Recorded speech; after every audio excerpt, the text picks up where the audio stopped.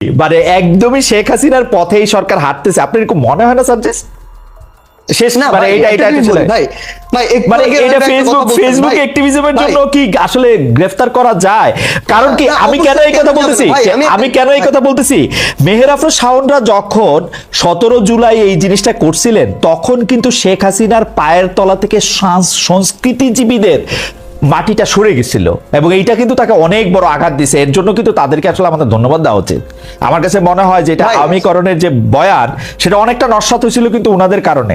যাই বলেন আপনি ভাই, একটা জিনিস একদম ভাই, না কেউ যদি ভাই জুলাইয়ে মেহের আফরোজ শাওন যেই আপনি যেটার কথা বললেন এই কাজের জন্য তাকে বাহবা দিতে আমাদের বিন্দুমাত্র কার্পণ্য নেই, কিন্তু সবচেয়ে বড় কথাটা হচ্ছে ভাই একটা জিনিস স্পষ্ট করে বলি, এই অভ্যুত্থানে ধরেন কোন একটা জেলায় যারা নির্দিষ্ট ওই সময়টাতে সমন্বয় করেছেন, যদি এই সংখ্যাটা 50 জন হয়ে থাকে, অভ্যুত্থানের পরবর্তী সময়ে ওই স্পিরিটটা ধারণ করে ওই জায়গায় সৎ থেকে কাজ করার সংখ্যাটা আর 50 জন নাই ভাই।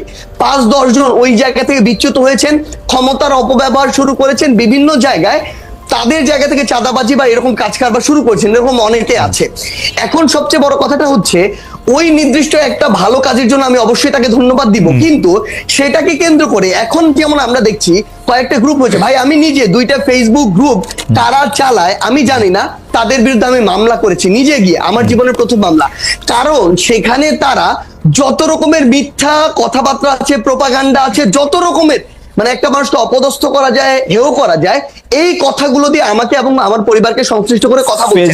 এটা কোনোদিন ভাই এটা কোনোদিন গণমাধ্যমের মানে তারা সোশ্যাল মিডিয়ার যে স্বাধীনতা প্রত্যাশা করে এটা কোনোদিন সেই স্বাধীনতা হইতে পারে না ভাই। সেই জায়গায় আজকে যদি এমন একটা কথা বলা হয় যেটার কোনো ভিত্তি নাই, কিংবা এমন একটা কথা বলা হয় যেটা মিসরিপ্রেজেন্টেশন হয়, সেই জায়গায় সেই কথার বিরুদ্ধে অবশ্যই মানে এরকম যদি দেওয়া হয় তাহলে তো একটা এখানে টোটালি পুরো দেশে একটা অরাজকতা তৈরি হবে, মানে যে যার মতো করে বলবে। মানে না ধরেন মিথ্যার কি আসলে অরাজকতা সৃষ্টি করার ক্ষমতা আছে? বর্তমান যুগে আইসা একটা মিথ্যা প্রমাণ করতে 10 সেকেন্ড লাগে। এই ফেসবুক অ্যাক্টিভিজমের জন্য যদি আপনারা এখন জেলে নেন, এটা ঠিক হচ্ছে কিনা আমি জানি না সার্জিস, আপনারা নিশ্চয়ই চেক করবেন। আমাদের আর মানে আমি জানি না, মানে আপনি আমাকে 10 সেকেন্ড দিতে হবে, বলেন কারণ আমি এটা রনির কাছেও এক লাইন শুনতে চাই, আপনি বলেন ভাই। একটু আনসার আছে ভাই। সবচেয়ে বড় কথা কি জানেন, এখন বাংলাদেশে আমি ধরে নিচ্ছি 10 কোটি মানুষ ফেসবুক ব্যবহার করে, এর মধ্যে ফ্যাক্ট চেক করে কোনটা রিয়েল কোনটা ফেক এটা বোঝার মতো ভাই 70 to 80% মানুষের এই ক্যাপাবিলিটি নাই ভাই। যেটা সামনে আসে তারা ওইটাকে রিয়েল মনে করে। এই জন্য আমার যখন সর্বশেষ ভাই মজার একটা কথা বলি, সর্বশেষ যখন বিয়ে হলো আমাকে এরকম অনেকজন জিজ্ঞাসা করছে গ্রামের মানুষজন, তোমার না আগে বিয়ে হয়েছিল? মানে তারা আগের ওই ফেক জিনিসগুলোকে বিশ্বাস করে নিচ্ছিল ভাই। তো আপনি এরকম কত প্রোপাগান্ডার বিরুদ্ধে গিয়ে দাঁড়াবেন যেখানে আপনার পিছনে দেশ এবং দেশের বাইরে এই টিম থেকে বুঝতেছি না, প্রপাগান্ডার বিরুদ্ধে তো আপনার দাঁড়াইতে হবে না, কারণ প্রপাগান্ডা তো নিজেই মিথ্যা প্রমাণিত। আপনি কি তাদের সবাইকে নিয়ে জেলে ভরে দিবেন? না ভাই, জেলে ভরবো না, কিন্তু যখন ভাই আপনার কথাটা শুনেন ভাই, যখন এরকম অসংখ্য হতে থাকবে এবং যেটা আসলে একটা সঠিক জিনিসকে রং ওয়েতে নিয়ে যাবে, মিসরিপ্রেজেন্ট করবে, তখন এটার বিরুদ্ধে অন্তত আপনি যদি কয়েকটা ব্যবস্থা না নেন তাহলে তো এটা চলতে থাকবে, তাহলে তো আপনি কখনোই একটা রাইট ট্র্যাকে আপনি যেতে পারবেন না। তার মানে জেলে নেওয়া ঠিক আছে আপনি মনে করছেন? ভাই জেলে নেওয়া ঠিক আছে না, এটা একটা বিচারিক প্রক্রিয়ার মধ্যে দিয়ে যাবে। কারো যদি এরকম সংশ্লিষ্টতা থাকে যে এটা কোনো একটা মানে বিশৃঙ্খলা বা আইনের বাইরে কোনো একটা কিছুতে যাচ্ছে, তখন ব্যবস্থা নেওয়া হবে না। সার্জিস আপনি আমার খুবই প্রিয়, কিন্তু আপনার বলা আমার কাছে খুবই হাসান মাহমুদের বলার মতো লাগতেছে। যাই হোক ভাই শুনেন, আমি আপনাকে একটা জিনিস বলি ভাই, না আর আমাদের সময় নাই। আপনি আপনার কথা বলছেন যে আপনি আসলে দৃষ্টান্ত বুঝাইতে চান। না ভাই একটা জিনিস একটু বলি। হ্যাঁ রনি শেষ করবেন। হ্যাঁ সার্জিস শেষ করেন। হ্যাঁ রনি ভাই একটু বলে নি, আমাদের তো আর সময়। হ্যাঁ রনি তাহলে আপনি 1 মিনিটে বলেন, আমাদের আর সময় নাই কিন্তু আসলে সময় শেষ হয়েছে। শাওনকে যে কারণে গ্রেফতার করা হয়েছে সেটা কিন্তু ফেসবুক কারণের মধ্যে ফেসবুক স্ট্যাটাস এগুলো লেখা নাই। আচ্ছা, লেখা হয়েছে রাষ্ট্রের বিরুদ্ধে ষড়যন্ত্রের কারণে গ্রেফতার করেছে। রাষ্ট্রের বিরুদ্ধে ষড়যন্ত্র একটা উইয়ার্ড ধারণা। হ্যাঁ, রাষ্ট্রের বিরুদ্ধে ষড়যন্ত্র বইলা কিছু নাই, এটা থাকা উচিত না। এখন যেটা 24-এর অভ্যুত্থানের পরে থাকা উচিত হলো ওই যে রাষ্ট্র অ্যাকাউন্টেবল থাকবে, নাগরিক না। হ্যাঁ, কিন্তু কথা হলো এই ফ্রিডমটা আপনি এনজয় করবেন রেসপন্সিবল হইয়া। শাওন কি রেসপন্সিবল ছিল? না।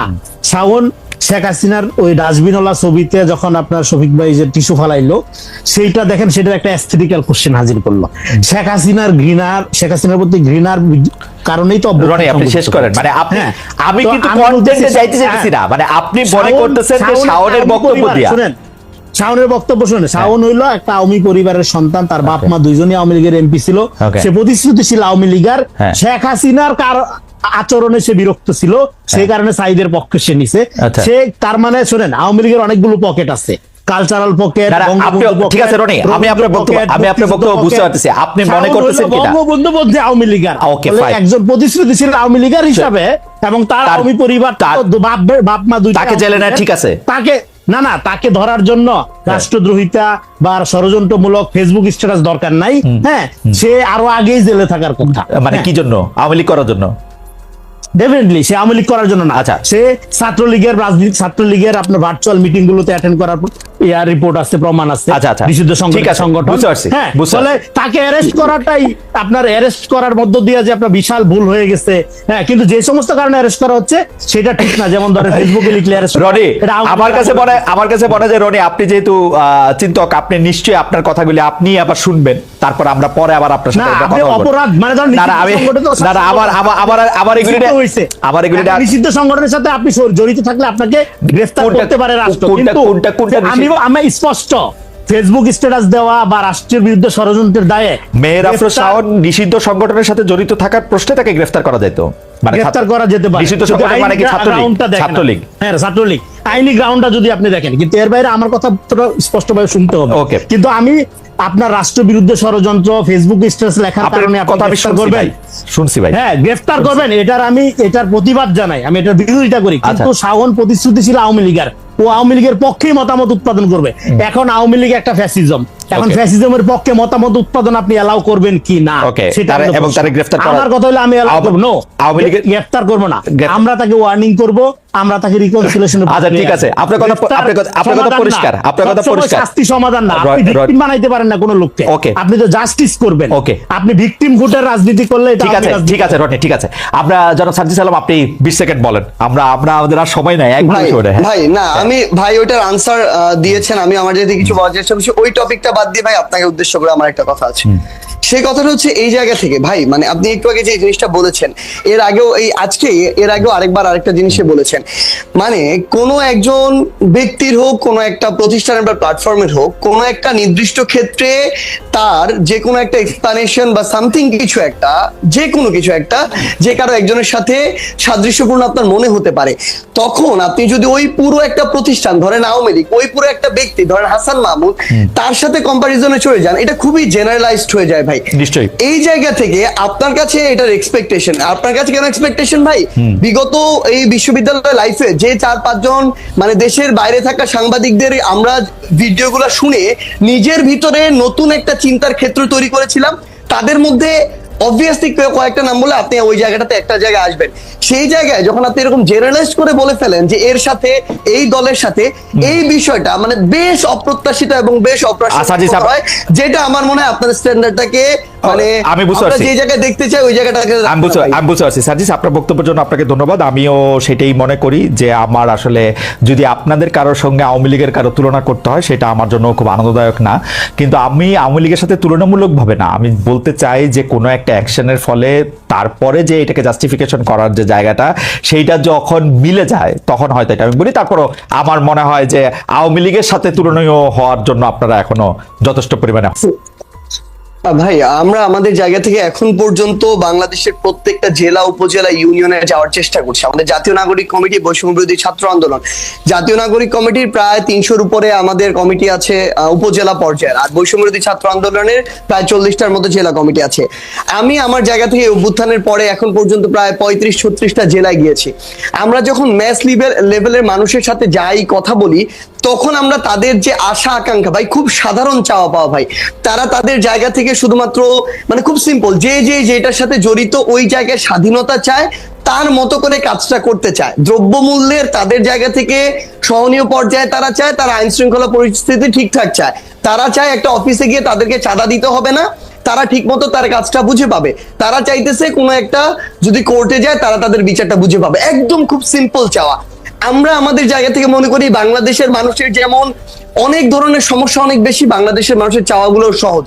এটার জন্য যেটা হচ্ছে সামগ্রিকভাবে যে স্টেক হোল্ডারগুলো, রাজনৈতিক দল বলেন, আপনি সিভিল সোসাইটি বলেন, আপনি আমলাতন্ত্র বলেন, এই যে ইয়াং জেনারেশন যারা এখন বিভিন্ন জায়গায় বিভিন্ন প্ল্যাটফর্মের প্রতিনিধিত্ব করছে, তাদের কথা বলেন, সবাইকে তাদের জায়গাতে ভূমিকা রাখতে হবে। এবং সবচেয়ে গুরুত্বপূর্ণ, সাধারণ জনগণ আমরা যাদেরকে বলি, যারা শুধু প্রশ্ন করে, দায়বদ্ধ কম থাকার বিষয়টা যাদের ক্ষেত্রে দেখা যায়, তাদেরকেও ভাই দায়বদ্ধ হইতে হবে। তারা প্রত্যেকের জায়গা থেকে কোনো না কোনো জায়গায় জড়িত, সেটা একটা বাজারে হোক, সেটা একটা হাটে হোক, সেটা একটা অফিসের পিয়ন হিসেবে হোক, প্রত্যেকে যদি প্রত্যেকের জায়গায় দায়বদ্ধতা নেয়, তাহলে আমরা মনে করি এই যে জনগণের যে আশা আকাঙ্ক্ষা, সেটার প্রতিফলন ঘটানো সম্ভব। আরেকটা জিনিস ভাই আপনাকে শুধু বলি, এত বড় একটা অভ্যুত্থান হয়ে গেছে, এই অভ্যুত্থান আমরা এখন দেখতেছি না যে এটাতে চড়তেছে, এই শার্ট পরতেছে, এই কাপড় পরতেছে, কত না কত টাকা করে ফেলছে, কত না কত কিছু মনে হয় খরচ হইতেছে। ভাই এত বড় একটা অভ্যুত্থান হয়ে গেছে, শাহবাগে গামছা করে 5 টাকা 10 টাকা তোলা হয়েছে, 10, 12, 15 হাজার টাকা, ওইটা দিয়ে ওই দিনের প্রোগ্রাম চলছে।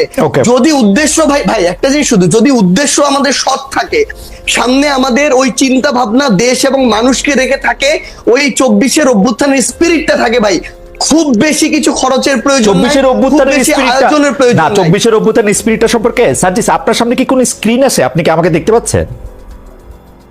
না জি, আমি দেখতে পাচ্ছি। আপনি দেখতে পাচ্ছেন? আপনি দেখেন, আপনাকে আমি আসলে স্ক্রিনে দেখাইতেছি। এটা হচ্ছে মেহের আফরোজ শাওনের একটা স্ট্যাটাস। মেহের আফরোজ শাওন এই স্ট্যাটাসে দিছিলেন 17 জুলাই আবু সাঈদের বুক চিতিয়ে দাঁড়ানোর একটা ছবির একটা ইয়ে দিয়ে উনি এটার মধ্যে বলছিলেন যে মানে সমালোচনা করছেন সরকারের। 17 জুলাই 2024 সেই মেহের আফরোজ শাওনকে গ্রেফতার করা হয়েছে হইল ফেসবুকে অ্যাক্টিভিজম করার জন্য। মানে ডক্টর ইউনূস